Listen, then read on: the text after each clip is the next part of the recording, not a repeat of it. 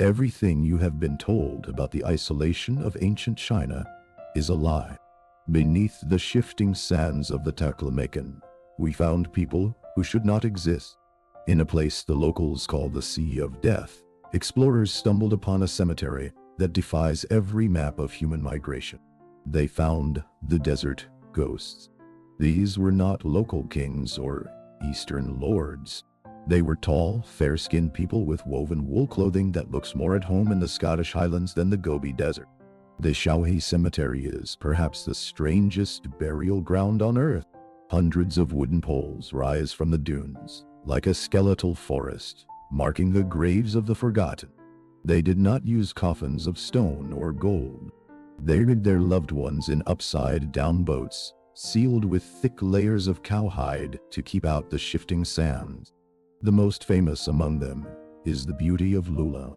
Nearly 4,000 years have passed, yet her eyelashes and her serene smile remain untouched by decay. Genetic testing has shattered the traditional narrative.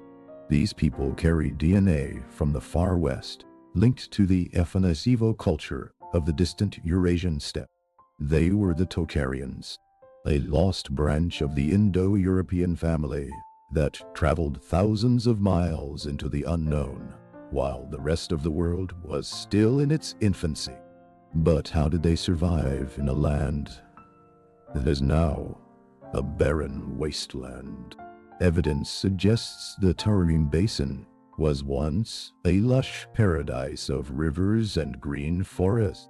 They brought the wheel, the chariot, and the secret of bronze to the east. They were the silent architects of a globalized world that history chose to forget. Stoicism teaches us that all things are in flux. As the climate changed and the rivers dried, these people did not leave. They fought until the sand swallowed their culture whole. Their language, Tocharian, is now dead.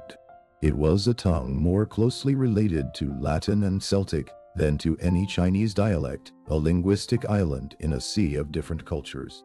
The Tarim Mummies remind us that the story of humanity is far more complex than the borders drawn on our modern maps. We have always been a species of explorers. If an entire civilization can vanish into the salt, leaving only their faces to haunt us, what will remain of our world when the winds of time finally turn? Share your thoughts in the comments. The echoes of the past never truly fade. Subscribe to Echoes of Aeon and help us uncover the truths they tried to bury.